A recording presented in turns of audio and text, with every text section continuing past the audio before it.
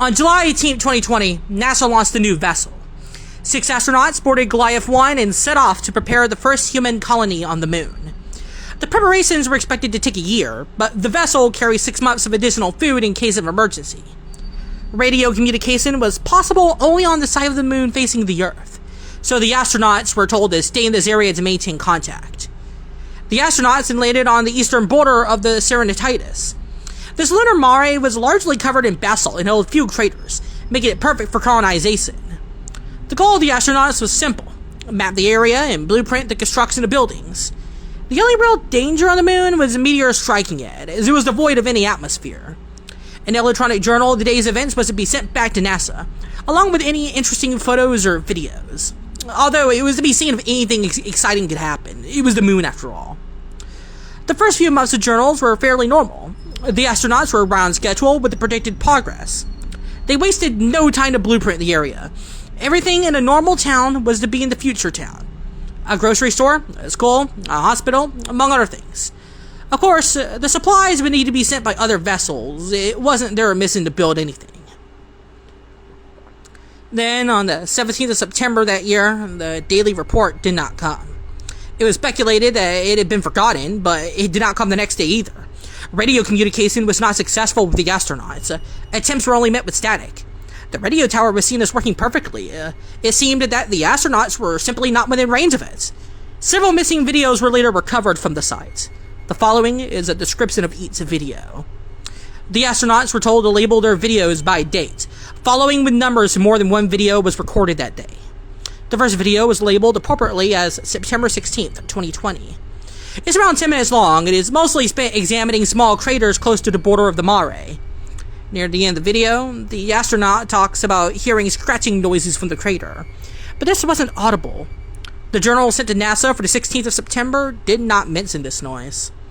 The second video is also labeled appropriately as September 17th, 2020. This video is roughly the same length of the previous video and similarly focused around craters, specifically the nearby Bessel crater. This is an exceptionally large crater, over 9 miles across and a mile deep. The plan was to eventually build a bridge across it. The astronauts began to make notes of the crater when the scratching sound is heard again. This time, however, it is quite audible. It appears to be coming from the basin of the crater. The sound becomes so loud it begins to irritate the astronauts. One of the men looks down over the edge to find the source of it. A force unseen by the camera suddenly pulls him into the crater. His screams are heard briefly before the footage is cut short. The third and final video is labeled Code 7700, please help. The date is unknown, but it can be assumed that it's probably from the next day. It begins with an astronaut in an oxygen tank talking to the camera. He explains in a calm voice that he has been unable to contact the radio. He also explains how 2 of the astronauts have been horribly slaughtered. At this point, tears start to roll down his face, but he continues a calm tone. The scratching noise from the previous videos is heard suddenly and sharply. The camera is knocked to an adjacent wall of the tent, and we listen to the astronaut pleading, followed by a heavy thump. The man continues to plead and cry out for help, stating that he can't breathe. The camera is completely turned away from him, so what is attacking him cannot be seen. We see blood begin to splatter the adjacent wall. The man continues to scream for help and is now completely bawling. Blood splatters against the wall for a second time alongside the sound of bones snapping and flesh being torn from them. His pleas for help suddenly stop and are reduced to just inane screaming and crying. As blood spatters against the wall again, a bit of brown liquid now mixes in with the bright red liquid. The tearing sound has since been replaced with that of squishing and sloshing.